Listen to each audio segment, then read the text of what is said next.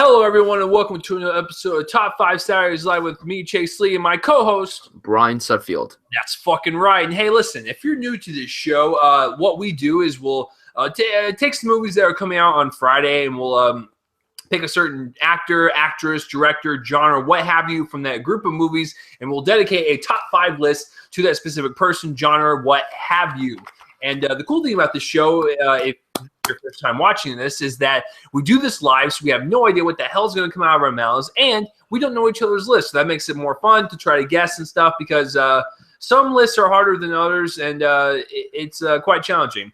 And as we go, I have a trusty little whiteboard right here, and I write down all of our answers. That way, at the end of the episode, I can show you what we have picked, and you can go watch them if you have not seen them. And then after we get done with our list, we will do honorable mentions and dishonorable mentions, and of course, introduce next week's topic. So, with that being said, Brian, would you like to introduce this week's topic? Yeah, this week in honor of the fifth wave, we are doing our top 5 dystopian films. I just wrote it down. It's hard to see, but professional. Not only do you have a board, I have something that you write on as well. You're welcome. I mean, Brian, I've had this board since day one. Yeah, there you go. Golf clap for me. So anyways, yeah, we're doing dystopian films, and just so we can get a clear understanding of the movies that we pick, Brian has brought up the definition of dystopian films. So, Brian, what makes a dystopian film dystopian?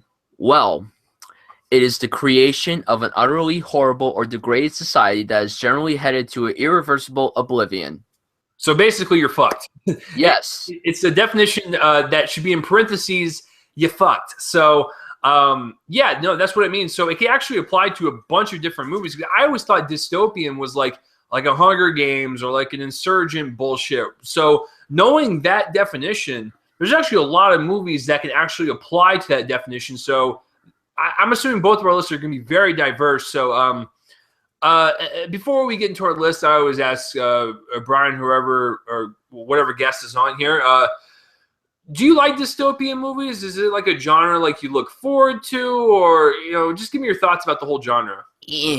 Now, when you look at dystopian films, it's like the young adult stuff, and it's kind of annoying.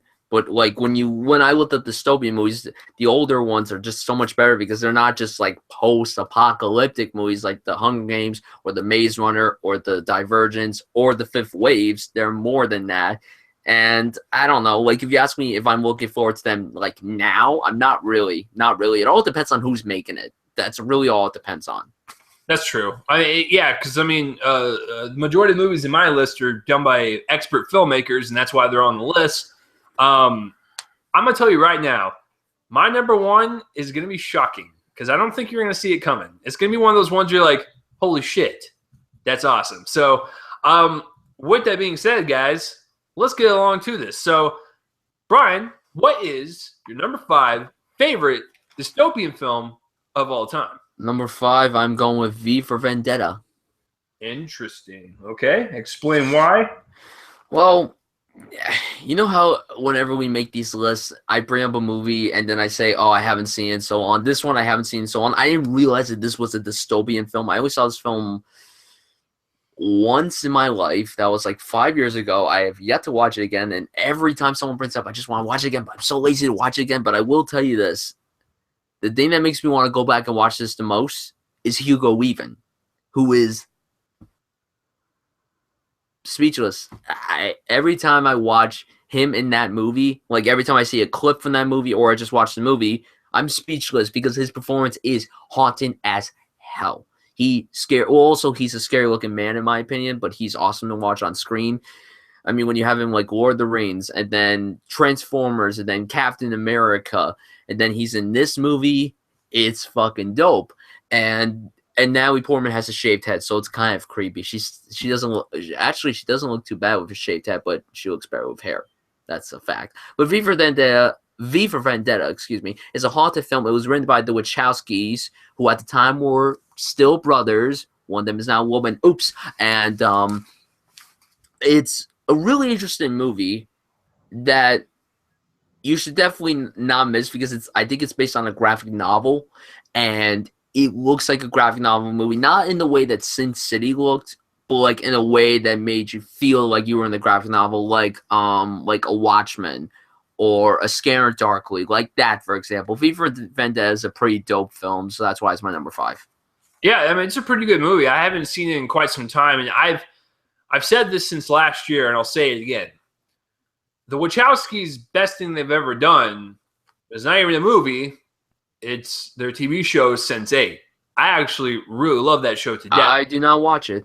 I honestly think in terms of story, it's the best thing they've done, because the thing with the Wachowskis that can run into problems quite often, and it does in some episodes of Sense8, but it's not too much.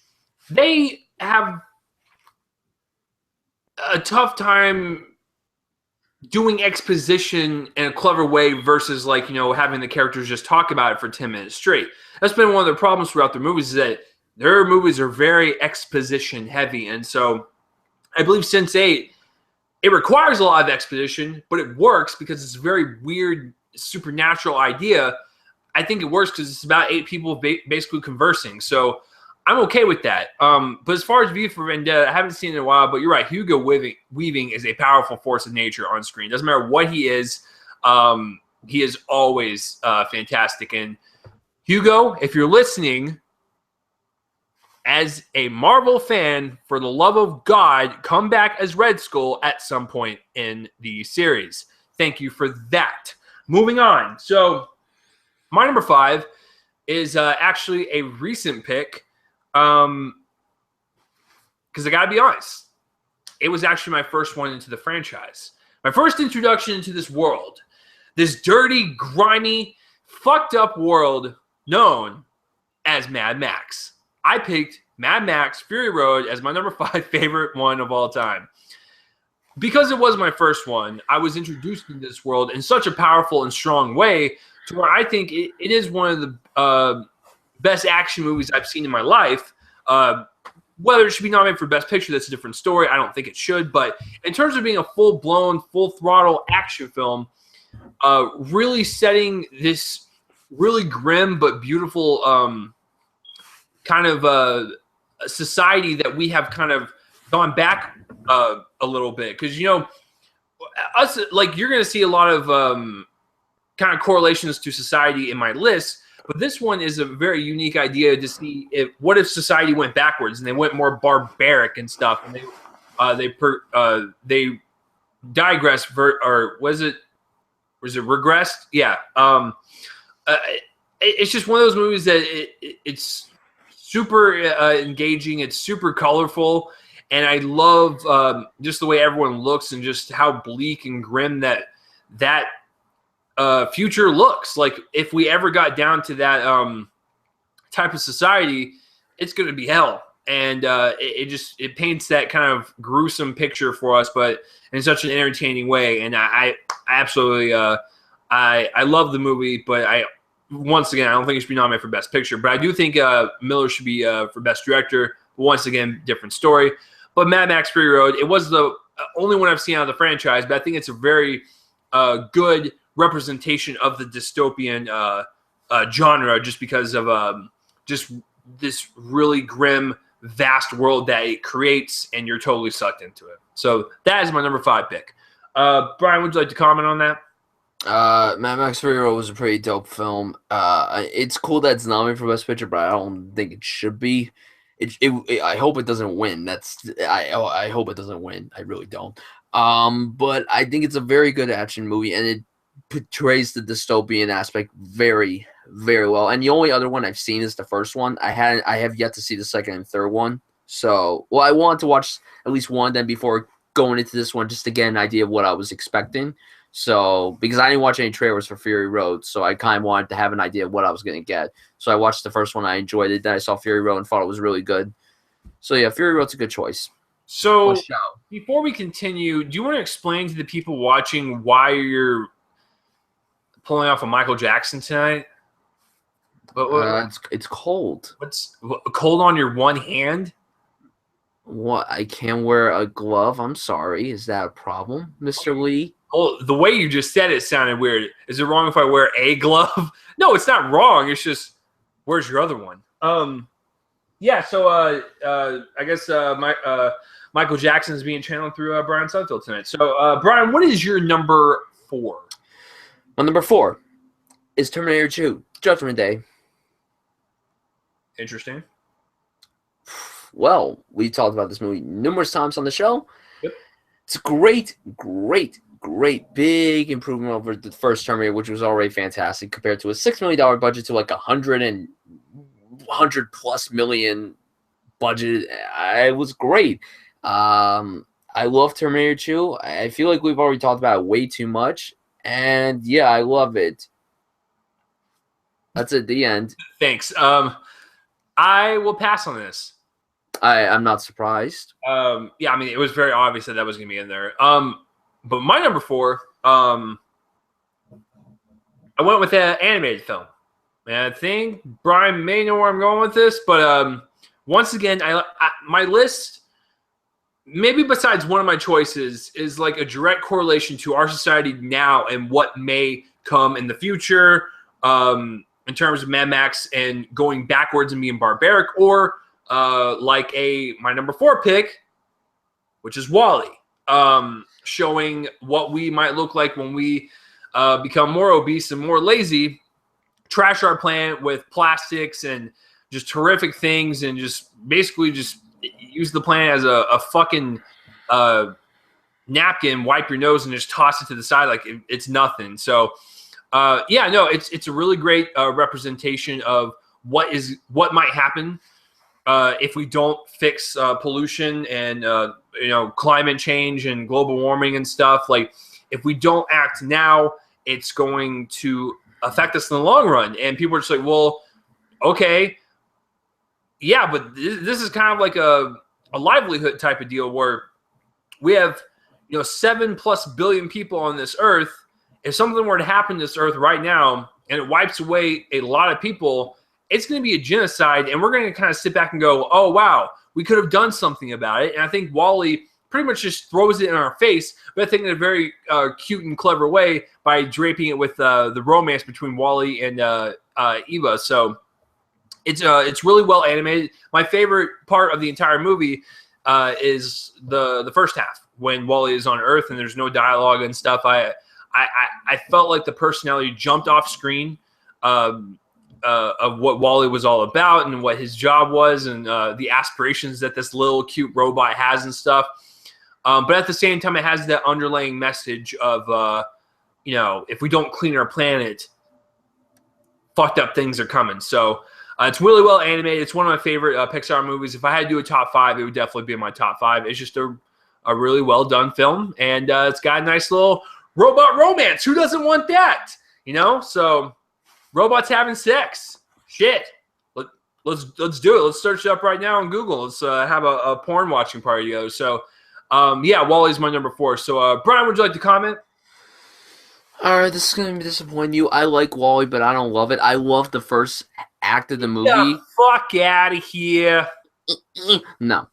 I liked it better when I liked the first act more because it shows what could happen. When they go up into space, I don't like it as much. I agree with you, but I still think it's good. I don't think it's a great movie. I think it's a good one, but it's not great it's not one that's as rewatchable as most Pixar films. In my opinion, it isn't. Teach his own. So what is your number 3? I'm going Spielberg route with Minority Report, baby. That is my number 3. Minority Report starring Thomas Cruise and Colin Farrell. Great sci-fi film. Spielberg did a terrific job with it. I love all the stuff that goes on in this movie. This movie takes place in 2000 and 40 years from now. I don't remember. I haven't watched. The movie's over there in my Blu-ray collection. If I could just reach it, if the Force was real, I could just move it over here. Go reach it. We want your facts to be correct. Oh my God, your facts aren't correct sometimes either. Hey, you watch your mouth. My facts are always correct, and Brian's just ashamed that his facts are 100% wrong all the time. You're funny. What the hell? It doesn't say the year on here. Gay. That's dumb. That's dumb. Great. Now I have to look it up as I'm talking. Minority Report, what makes it so good is that it's a futuristic thing. I mean, when you're a cop, you get to see an incident happen shortly before it occurs, and then Tom Cruise goes, something happens with his character. I'm not going to spoil what happens just in case you guys haven't seen the movie. And he's on the run, basically, to find someone or from himself. Like, what? I'm not going to tell you because the movie is fantastic. The TV show, I'm glad it's canceled because that show could go fuck itself up the ass. But it depicts the future very well. And I mean, the technology, the advancement of technology, 2054. There we go. I knew it took place 30 years from now or 40 years from now. So, yeah, Minority Report is pretty dope. I hate that I didn't include it in my top 5 Tom Cruise films or my top 5 Spielberg films, but Minority Report is a pretty underrated film. I think more people talk about it now. And let's not forget that this was a great year for Spielberg because he released 2 films this year, Minority Report, and then 6 months later, one of my top 5 films of all time, Catch Me If You Can. So Minority Report is my number 3. It's once again, guys, all these movies have like some type of message into actual society and stuff. For this one, what I got from it when I watched Minority Report was a really futuristic look at our justice system and how murders happen and stuff. I think that it's such a weird idea and it's such it's a fantasy idea. It's way out there, but I think like Minority Report is like something that may happen. Like it sounds like something that would be so out of reach it's impossible, but I just think that like the future of the justice system is something's gonna happen, man, where it's gonna be kind of like a Minority Report where it's like I can predict what the fuck is gonna happen. That person's guilty, but then again that could backfire and all that stuff. I don't know. I'm just I'm getting crazy, but no, I realized Minority Report was very futuristic. The special effects. This is 2016, folks. The special effects still hold the hell up. Tommy Cruise does a great job. Colin Farrell. It's just a really great story. And I'm with Brian. As soon as I heard that Fox was doing a TV show, I was like, well, that's not going to last one season. No, don't do that. So, yeah, Minority Report, great pick. My number 3 is Brian's number 4. That would be T2. Now, how is this correlating to society? Simple. The addition to technology and the fact that we are so technology heavy as a society, we are leading more and more into robots, and I would not be surprised if fucking Skynet is going to take over the whole goddamn country and just wipe us out. So, yeah, it's just a really balls to the wall, great action film, great one-liners from Arnie. It's a great story that furthers the Terminator mythos because I love the first one because the first one feels more like science fiction horror, and this one's like full blown out action. And some of the stunts that James Cameron constructed and filmed are just absolutely insane. But it's one of the best action films of all time, and it's probably one of the best representations if AI starts taking over and basically wipes us out. So Terminator 2: Judgment Day is my third favorite dystopian film of all time. So, ladies and gentlemen, we're getting into our top 2. Now, I'm going to give you a heads up. My 2 are so far different in terms of genre, it's mind-blowing. Like, what I'm going to tell you in a little bit, you're going to just wonder, like, has the Earth stopped spinning type of deal? You're going to be like, oh my God, my mind is blown. Like, these 2 are your top 2? That's crazy. I know. Just chill. Just hold on to your pants. Don't lose them yet. So, Brian, what is your number 2? My number 2 is Catching Fire. Hunger Games? Yes, sir. Wow. Catching Fire. Interesting. I love Catching Fire. I was so surprised when I walked out of this movie. I didn't realize that it would be a humongous improvement over the first one, which I like. I like the first one, but it's not that great of a film. This one is fantastic. With the action, with the grit, the intensity, the performances. It's a very, very well-made film, and it ends on an incredibly gripping cliffhanger that leads into the meh Mockingjay. But Catching Fire, I'm just gonna tell you the last 20 minutes, like for those who haven't seen like any of the Hunger Games and who just plan on watching them when Mockingjay Part 2 comes out on DVD or whatever, or rental or whatever, be prepared when you get to the last 20 minutes of Catching Fire. They are like, my heart was beating, and I remember when after I saw the movie inside, I'm like, it can't end there. I want more. I don't want to wait a whole year just to know what happens in Mockingjay Part Uno. Like, I don't want to know what, I don't want to wait. But like, I mean, the whole Hunger Games franchise with the dystopian vibe to it, I mean, it could happen. Like, we have, with the whole dystopian, we have no idea this is going to happen. It could happen. I just hope it doesn't.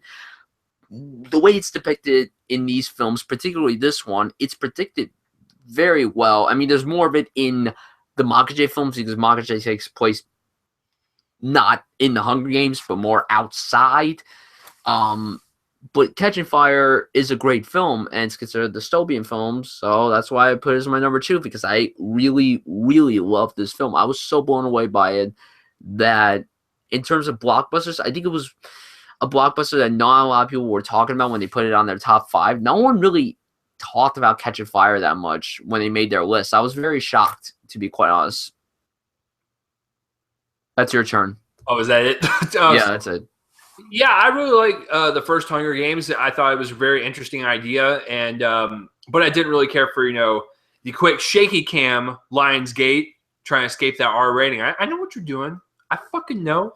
But when we get to Catching Fire, the camera's more steady, thank God, and it's a more engaging story, and it furthers the plot along, and it does end on a huge cliffhanger because for me that didn't read the books, I was like, oh, whoa! What? I didn't read the books either, so what the hell is going on? Philip Seymour Hoffman is just jumping on screen saying some shit. Like, what the? So Catching Fire is a really great choice, and I've said this, and I'll say it again. The Hunger Games and Harry Potter, like the two young adult novel adaptation franchises that I actually enjoy. Now, I enjoy a lot of other smaller ones like The Perks of Being a Wallflower, but The Hunger Games and Harry Potter are my two favorite YA franchises for sure. And Catching Fire is the best one out of the whole quadrilogy. And I'd have to go probably Mockingjay Part 2, Part 1, and then the first Hunger Games. But yeah, Catching Fire, if you ask anyone, it's up there for everyone. So my number 2.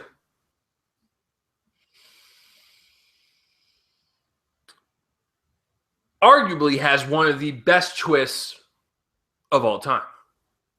Now, is this going to happen in the future? Probably not.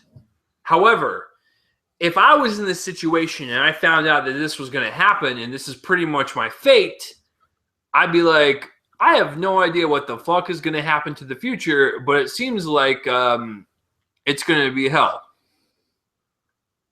I put it as my number 2 and not my number 1 because my number 1, I'll explain why in just a second, but my number 2.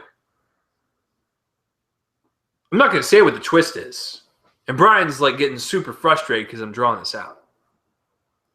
My number 2 is Planet of the Apes. The original. Excuse me?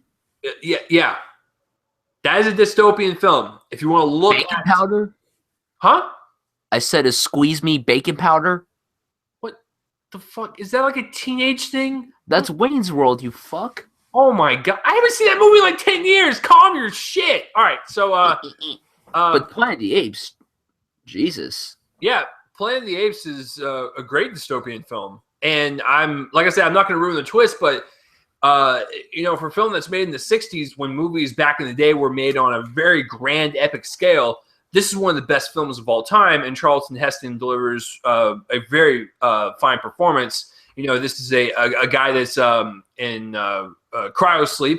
He wakes up on his ship, and the ship crashes on this random planet, and it's run by apes. And when the twist happens at the end, you're basically just in shock because you're just like, oh, wow, this is a kind of weird, fucked up future that's never going to happen, but it just kind of makes you think. But anyways, it's just a great film. It's a classic. If you guys have not seen that, go see it. So, Brian, you're shaking your head and kind of confused. Are you surprised I put this on my list? Or like, what's going through your head right now? Very surprised. Extremely surprised. What, you don't like the movie? No, I do like the movie. I haven't seen it in a long time, though. I mean, it's great. It still So I holds. actually really don't remember the twist, which is actually a good thing because then when I watch it again, I'll be like, oh, okay. Oh, good. I'm glad. I'm not going to spoil it for you then. No, it's just it's great. And like I said, by dystopian film definition that was given to us, that fits in. So, um, yeah, my number one, guys, is so far from number two. It's just gonna blow your mind. Brian, what is your? Like I said, guys, there's so many dystopian films. I have no idea what he chose. He probably has no idea what I chose. So I can't even guess it this week. So I'm gonna let just Brian introduce this. So Brian, what is your favorite dystopian film of all time? My number uno is The Matrix. Interesting. The Matrix, easily one of the best sci-fi action movies of all time. Wachowskis, when they were brothers, like I said before, one of them is a woman. When you look at The Matrix and see how well made it was for 1999, it still holds up extremely, extremely, extremely well to this day, 17 years later. It's absolutely incredible. Keanu Reeves. Impression. Yeah, I'm thinking I'm back. There we go. And Lawrence Fishburne and Carrie-Anne Moss. It's the action. I watched this in my lit film class. This is the first film we watch in the class because our first unit is filmmaking, like the style of it, like the visual aspect of it. Like we watched Matrix and Inception in that unit, which is two great films for that particular unit. But the Matrix's dystopian factor to it is like you go into your mind and like you see the reality is so different, and there's a big twist to this movie too. I'm not going to say what it is, of course, because not everybody has seen The Matrix, although I think most of us film lovers have at least seen The Matrix. Even people who don't like the movie know what the big twist is. So I mean, what makes The Matrix a great film, like I said, the action, the sci-fi, the writing, the direction. This is without doubt the Wachowskis' best film they've ever done. It's the truth. Like this, and like you said, the Sense8 thing, which I have heard good things about. This and that might be the best work that they've ever done. And V for Vendetta, considering they wrote it, but they didn't direct it. But The Matrix is a film that's definitely needed to be watched by all film lovers. And the mind reality, it's just so convolutedly messed up, and all it's brilliantly made, and I love the green Neo aspect of the cinematography. I love that. Not a lot of people pick that out. I didn't pick that out until I watched it in my class because I saw it before the class, like I think a few years before, and I was like, oh yeah, it's a cool film and everything. I didn't pick up on the cinematography very well, but The Matrix is an incredibly well-made film, and I think it's fantastic. I don't really want to talk about the sequels. I don't care. I don't give a fuck. So The Matrix is my number one. I mean, I know that it's not your number one, but it would be interesting to know what your thoughts on The Matrix are. Well, is. I mean, I like The Matrix, and it's not like one of my favorite ones of all time, but I mean, I own the trilogy in it somewhere. But I mean, I like it for what it was. It introduced different action scenes for that time period in 1999. It kind of showed us, these filmmakers, just out of the blue and going, holy shit, these guys are stylistic as fuck. It's very, very sleek, very sharp. It's very philosophical. It kind of gets into your head a little bit, and it raises a lot of questions about just humanity and life in general. And it's that's kind of the cake, and the icing is like the cool action scenes and stuff. And of course, Keanu Reeves, man. Yeah, it's a great one. Like I said, it's not like one of my favorite ones of all time, but I do respect it enough to own it, and I do really enjoy it. So it's a great number one. All right, Brian, I'm gonna give you one shot to see if you can try to guess it. I need a hint. I need a small hint. I can't give you any hints. Yes, you can. One little hint. Don't tell me who's in it. Don't tell me who made it. Just tell me if it takes place in the present or future. Future. Oh, crap. Is it sci-fi? No.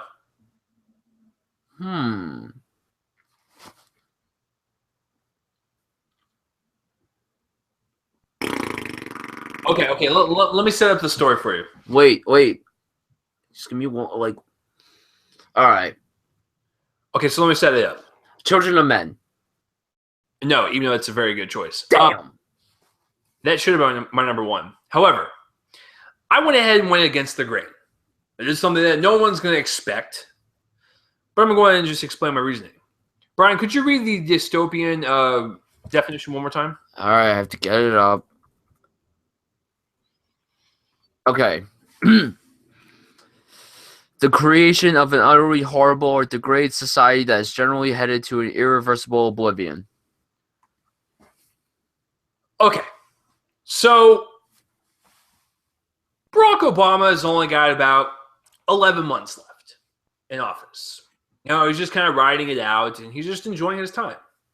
And around this time, literally at this exact week of next year, we're going to have a different president of the United States. Now, if you look at the charts, it's boiled down to two people. For the Democratic side, we have Bernie Sanders. For the Republican side, the leader is Donald Trump. Now, say we get into the election, and it's November, and Bernie and Donald are squaring it off. And then, it's kind of going back and forth, and CNN's, kind of playing chicken and stuff, and it's like, well, this person's ahead in this state, and this person's ahead in that state. It's like a teeth grindingly anxious episode of some great television show, even though it's an election. So then the results come. Bernie Sanders didn't win. Donald Trump won. So it's January and Donald Trump is sworn into office. So you're probably thinking to yourself, well, what's going to happen to this country? What's going to happen when the person that's leading our country has gone bankrupt 4 times and doesn't really know anything, and he riles up, I got to be really careful if I say this, I'm going to say that the majority of his supporters that are very ignorant are kind of lower in the IQ portion. So if Donald Trump is president for 4 years and his fan base riles up and becomes the most dominant force in this country, we will, and we are on our way to, I believe right now, regardless of Donald Trump, we are on our way to my number one pick, Idiocracy. That is my favorite dystopian film of all time. Why? Because of that exact reason. This is the movie where it depicts the future of human society pretty fucking accurate. This movie shows Luke Wilson basically frozen, and he wakes up, I think it's like 500 years later or something like that, and society and humanity are stupid. And everything is just dumb. People are walking around, they have no idea what the hell they're doing, and even the president is fucking stupid, and it's a hilarious and tragic tale at the same time, because it's hilarious because of the situations that occur, and it's Luke Wilson, the smartest guy in the world right now, interacting with these dumb people. And then it's tragic because this is exactly where our country is heading. It is. We're getting stupid. Let's just face it. Hell, I'm getting fucking stupid. The longer I look at my phone, the more stupid I feel. So I just think for its accurate representation of the future that we are heading into, and the fact that it's so different from a traditional dystopian film, and it's pretty fucking hilarious. So if you have not seen Idiocracy, but it's tough for me because I love Extract, I love Beavis and Butthead, I love Office Space, but a part of me wants to go Idiocracy is my favorite Mike Judge film because he's the guy behind those movies and King of the Hill and stuff. So Idiocracy is my favorite one. It always has been, always will be, just because it's so accurate. It's so funny and tragic at the same time. So, Brian, would you like to comment on this? I haven't seen it. Wow. Sorry. Absolutely fucking wow. What do you? It's never to be found. You just fucking buy it. Just trust me. I ain't gonna buy it. I have commitments, boy. I have stuff to do. No. And just fucking buy it. Like, trust me, this is one of those movies I am telling you right now, if you blind buy, you will not be disappointed. All right, I'll think about it. I love Luke Wilson. I love Mike Judge. I love Beavis and Butthead. I'll tell you what. And the show that you forgot to mention, I don't know if you watch it. I don't watch it either, and I want to. Silicon Valley. Oh, yeah. That's Mike Judge. Yeah, no, listen. If it's under $10, get it. I'll watch it on Google Play. It's totally fine. Okay, I'll tell you that. I'll do that. At least rent it or watch it or something. I think you'll really like it. When will I do it? I don't know yet, but I'll tell you immediately when I do it. So Brian, in terms of like all the ramp ups I've had on this show, was that a pretty good one? Was that a pretty good ramp up? Oh hell yeah! Yeah, that's gonna be a top 5. I was thinking about the entire time while you were talking about The Matrix. I was like, how am I gonna spin this? How am I gonna like ramp up to my number 1? So I firmly believe.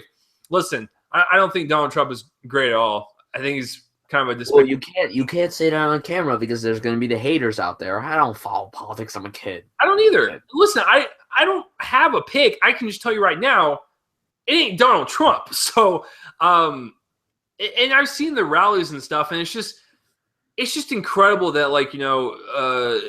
people will get kicked out for really not doing anything. People are chanting and supporting U.S. and stuff and free. I don't know. It's such a backwards mentality that Idiocracy pretty much paints that. It does. And it's sad, but Mike Judge made this movie for a reason. So there you go. So yeah, that brings us into the honorable mentions. But first, here's the board, guys. It's a very diverse list. The only thing we have in common is Terminator 2. So, but I recommend all of these. I don't have a problem with any of them. And Brian needs to see Idiocracy pronto. So for my honorable mentions, Brian mentioned it. Children of Men is a great one. Imagine a world where women cannot birth children naturally, and then we find that someone is it birthing is gone completely? I haven't seen the movie in forever, so I don't. It's been a minute, but anyways, Clive Owen comes across a woman that is pregnant and stuff, and so and it's so grim and gritty and just so disturbing on how. And that shot in the car, that trackage shot. It's great. It's such a depressing and uplifting movie. Lubeski, I think, shot that film. He did. Fucking Lubeski. Anyways, Children of Men's a really great one. RoboCop is a fantastic one. I love RoboCop. That one almost made it, but I went ahead and put Mad Max before that. Total Recall is a good one. Blade Runner is a classic. That's about it for me. All the young adult shit doesn't really do it for me except for Hunger Games. And the movie that we're honoring, The Fifth Wave, I have no interest in seeing. I don't want to touch that with a 40-foot pole. So, Brian, what are some of the ones that just barely missed your list? Children of Men, Blade Runner, RoboCop, The First Terminator, Mad Max 1 and 4, District 9, Elysium. Yes. I'll put Wally's in there, and the original Planet of the Apes. I guess I'll mention the first Maze Runner too. I'll do that because I like that one. I didn't care for the second one that much. So yeah, those are the honorable mentions. Hey, that's a good list. For me, for dishonorable mentions, I'm just gonna say the majority of the YA novel adaptations. I can't stand them. Like Divergent could just. Listen, I hate Divergent. It sucks. I watched the first Divergent. I thought it was okay when I saw it, but the more I think about it, the more it's forgettable. And when you think about Hunger Games, Divergent, and Maze Runner, and The Fifth Wave, all that shit just blends in together, and it's like they're all about politics in some way, shape, or form. Like they really are. It's incredible on how similar they are. Anyways, what is one dystopian film that you just cannot stand? Chappie. That's one I really can't stand. I never saw that. Still. Good. It was my number 8 worst of 2015. I have an overrated one, and I'll just get to my worst after that. My overrated one is a film that has like an 83% on Rotten Tomatoes, and I have no idea why. It's Gattaca with Ethan Hawke. Oh my god, what a boring film. What a seen that since the 90s. What a boring I watched it in 10th grade in biology class. Oh my god, it was so boring. It was so bland. I love Ethan Hawke. I love that guy to death. And he did that with his former wife, Uma Thurman. I mean, visually it's beautiful, but the film is so bland. It wasn't for me. I don't know why people like it. I think it's a pretty mediocre film. I think it's a pretty mediocre film. But my worst is easily considered one of the worst films of all time. I like to see some of these films that are considered the worst just to say, yeah, I've seen this movie too. So my worst dystopian film is Battlefield Earth. Exactly. Just laugh about it. Like, it's so bad. It's hilarious. Watch Chris Stuckman's Hilariosity review of it. Like, it's. Wait a minute. Brian just mentioned Battlefield Earth, so we're gonna film the rest of the episode in the Dutch shot. Yes. Fucking stupid. Yes. Perfection. What is the point of this fucking shot to be used more than once? I don't know, man. Dumb. I don't know. So fucking dumb. Anyways, that is a terrible film and good pick. Yeah, guys, seriously, watch Stuckman's Hilariosity review of it. So great. Well, it's also one of those movies. It's kind of like Control 2, where it's like it's so bad it's good. It's like it's very I mean, there are certain films, like bad films, that are so good that are better than Battlefield Earth for sure. Like Room and Troll 2. I don't know what else. I can't really think of any right now. I mean, but it falls into that category of like it does. So it does. Really bad. It's awful.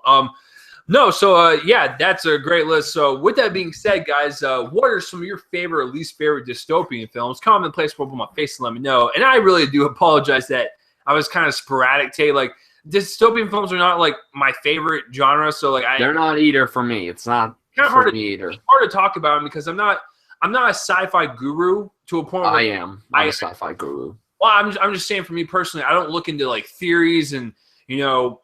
I don't do that either. The thing is, like, if I see like an AI movie of robots taking over, like, I get it. I get the correlation between that and technology and stuff, but I know some people that will dive into fucking theories on that shit and all that stuff. And sci-fi is not one of my favorite genres. It just isn't. So I do apologize if I sounded a little kind of weird on this episode.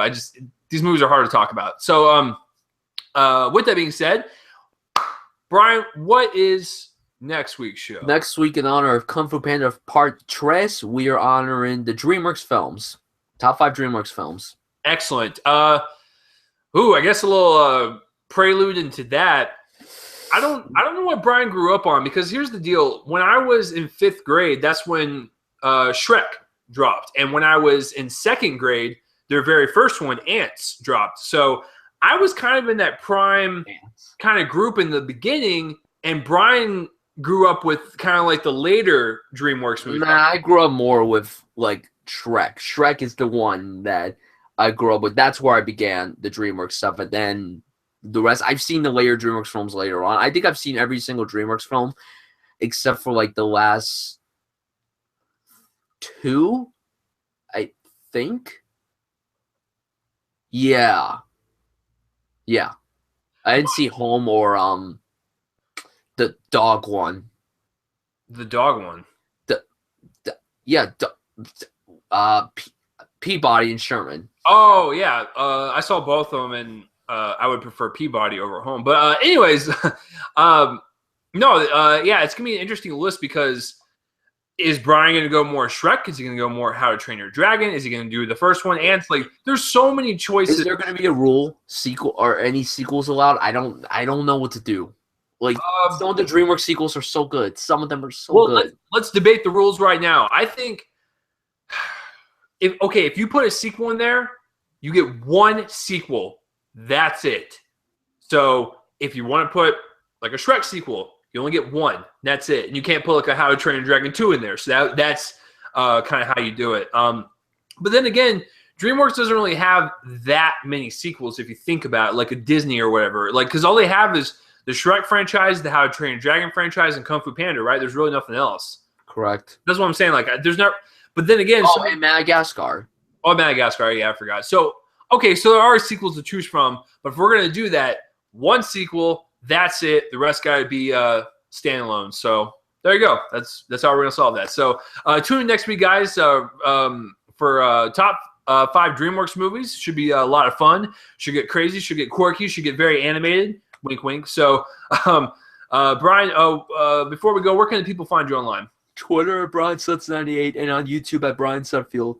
Awesome. If you guys want to follow me and all that shit, my Twitter and everything is in the links in the description below. And the intro and outro music is done by my friends band Fervent Roze. Check them out. They're in Dallas. They blowing up because that's just the way they do, boo. All right. So we will see you guys next week for another episode of Top 5 Saturdays Live. I'm Chase Lee. I'm Brian Sutfield. That's fucking right. We'll see you guys next week for Top 5 DreamWorks movies. Oh, yeah. Shrek's going to be in there somewhere. I can guarantee it. Oh, man. I hope we don't turn into Idiocracy in the next 5 years. Oh, man, that fucking film. All right, see you guys later.